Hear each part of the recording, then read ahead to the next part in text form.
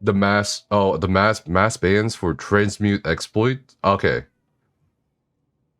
Okay, so Synex heard about that. Apparently people farm thousands of transmutes. Okay, so I have some thoughts about this. All right. I don't know if this person got got caught in the crossfire, happens, or if they actually did exploit. So what was it? Let's see. Thanks for the follow, Porcupine. All right. Beja Prophet said, I was doing stuff with transmute crystals when the event came out before they patched the cost of reconstructing, but they advertised reduced transmute cost. It'd be silly to call that an exploit was the advertised feature of the event.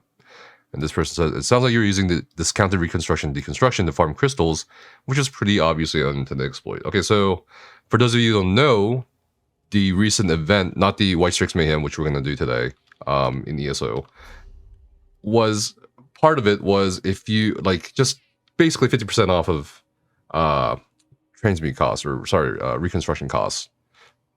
And it actually astounds me. It actually flabbergasts me that no one, not a single person, maybe, I don't know what happened, not a single person over at, like, you know, ZOS looked at that event or that part of the event and I was like, all right, there's no way anything can go wrong here, right? Because what happens is you basically reconstruct something, a piece of a 25 transmute set you have.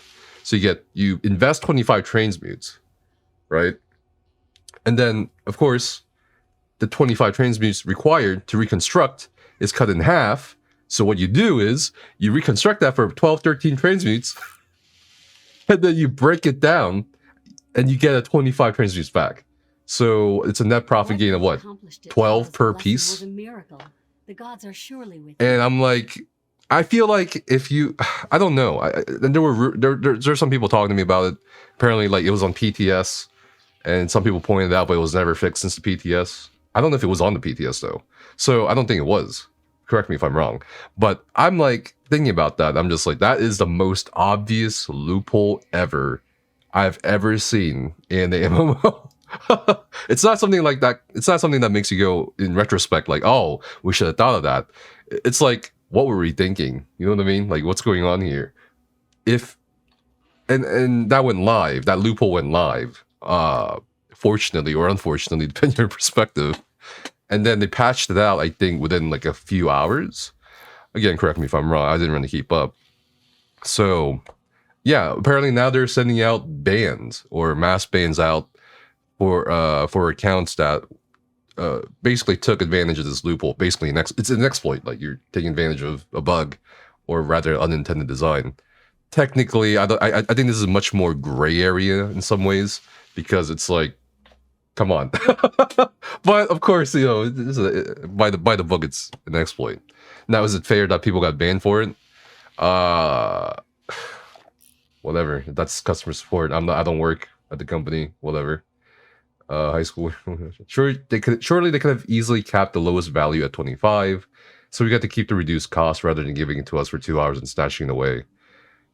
I think that would have been a good solution, but I think there's an interesting theme here going on with a lot of the removal of exploits. I feel like sometimes they go a bit overboard. I think there were a couple cases recently, actually, where it could have been like, oh, you could have just adjusted that instead of just taking it away completely. So I don't know. It's pretty interesting. I wonder how many people got banned. So someone in chat said it was a mass ban. So how many people got banned? Okay, so at least from this forum thread, it was 2 people, right? This person said, loyal customer since 2016, using the features advertised during the event. I just can't believe this. Had the same happen to me. I wonder if people who got banned, not all of them, but some of them were just, you know, doing it without, I guess, like, being aware of what was going on with the cost of transmutes. You know what I mean? There's no way they banned everybody who reconstructed things, right? Otherwise, they'd have banned basically everybody. Let's see. What's going on? React. Okay, the React posted here. I think there's an important distinction to be made here in regards to the people who benefit from this. ZeniMax advertised the event as a reduced cost transmutes. I fail to see any issue with people reconstructing items for half the cost and then deconstructing them for the same return they've always been. Surely ZeniMax knows their own transmute system well enough that they would have halved the deconstruction return if they intended for it to return 12 transmutes, right? Additionally, generating transmutes hurts nobody. They aren't tradable and only serve as a quality of life improvement for players to have access to builds more readily. However, people who are transmuting things to Nirnhone and deconstructing them in order to generate Nirncrux are a different story.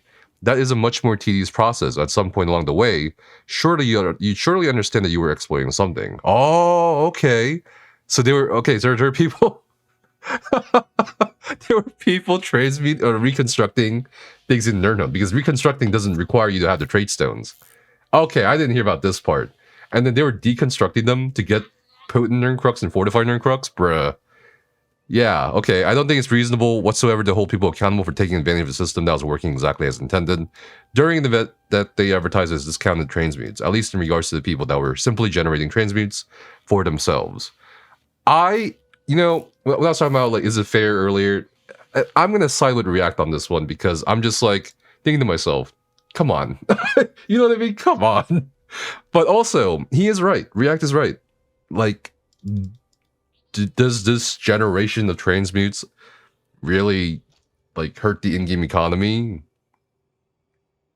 No, not really.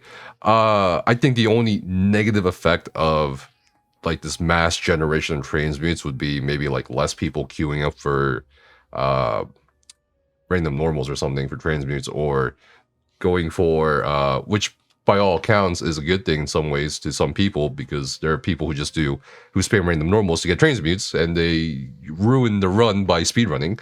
So anyway, then there's also the possible potential impact of it on, PvP. People go to PvP campaigns to get tier 1s for their transmutes. But there's a PvP event right now, so I fail to see that there would be a negative impact anyway. So again, I do agree with React here that there's no harm. There's no actual harm. In fact, I think this actually reminds me of a great comment in a recent video. We were reading comments in a recent video about ideas for ESO's item set conundrum problem, where the item sets are serving as rewards. And the person said a big part of the problem lies in the fact that theory crafting or making builds is not very accessible. Like, you either have to have PTS, or you either have to have a lot of transmutes on hand already, along with having farmed the sets. So I agree. I think there's a core problem here that needs to be addressed, in addition to the other core problems that have developed over time in the 10 plus years of ESO. I think there needs to be a better way for people to access theory crafting in ESO. I mean, things are, at least on some platforms and servers, things are getting more expensive. People have less time, especially post-COVID. So it's like, I don't know. I do agree. Generating transmutes, whatever, doesn't hurt anybody. Or maybe they could look into lowering the cost of reconstruction, or lowering the cost of transmuting things. Because to me, there's no attractive incentive in transmuting an existing item compared to just farming that set collection and reconstructing it for half off. So I think there's definitely some things to be addressed here. Now, as for people who took advantage of this exploit and were churning out Nirncrux, yes, they should be banned. That is so, like, React is right, that is so completely far out there. Like, that's just, come on. First, that's just proving you knew it's an exploit, because this is a process, right? You don't just wake up one day and you log on and you just start reconstructing Nirnhone weapons or armor to generate more Nirncrux. But also, it's like, that does actually affect the in-game economy. That does actually see some gain for players on a bigger scale than a personal account kind of basis. Like, I don't know. Maybe people are just going to be like, yeah, no, everybody should be banned. But I think I don't know, man. The whole loophole that should not have existed. It's just crazy to me that loophole went live. I'm like, okay, I don't know. Cost of gear should just be 10 transmutes when item says complete. Why the fuck is it 2.5 random normals to make one piece of gear? Yeah, that's exactly what I'm talking about. Hag Raven's Guard must be fixed. All right, good kill. Good, kill the price of Nirncrux. Sure, but I don't know. It's interesting. ZOS has repeatedly taken the ban now, unban later approach. Yeah, I mean, it certainly seems to be the way to go for them. But yeah, I agree with React. I think React has the most based opinion in this forum thread so far. So that's it, I guess, for the transmute bans. They shouldn't be banning people for issues they can't catch. Well, okay. There are cases where things happen, bugs happen, glitches happen, and if you as a player knowingly take advantage of that glitch, whether it's in regards to item sets or procs or whatever, or any game really, like something like this game or this category of games, where it's a multiplayer game, and you take advantage of it knowingly, I think that, that is obvious, and that's just defined as an exploit. Now, if people were unknowingly participating in the event and they got banned for it, that's also a different story. Like, they shouldn't be banned. And there's also cases like this where the developers should have realized the potential ramifications of a loophole like this. And I agree that, again, someone on their own account keeping the transmutes and they can't sell transmutes. I think that's kind of harmless in most aspects, whatever perspective you want to look at. Again, the only negative perspective I can see is, that might affect normal queues or PvP activity, which for the latter, I don't think it would.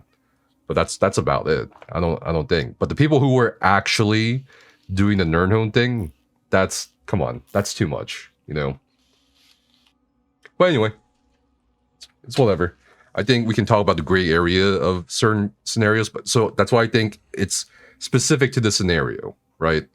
Not a wide blanket thing, but in general, it is an exploit whenever you take advantage of a bug or something that may not be intended. And of course, it gets more murky, especially when it comes to, and we had an entire few months of discourse about this in ESOU, between score pushers. How do you interpret the developer's intent? How do you say, without, most players don't have access to asking a developer, hey, is this an exploit? Straight up. So it's it gets murky when you have to take into consideration the interpretation of a developer's intent, but also if it's something to be banned for. And I think at the end of the day, after you've agreed to the terms of service, the code of conduct, if they ban you, that's their call. Whatever.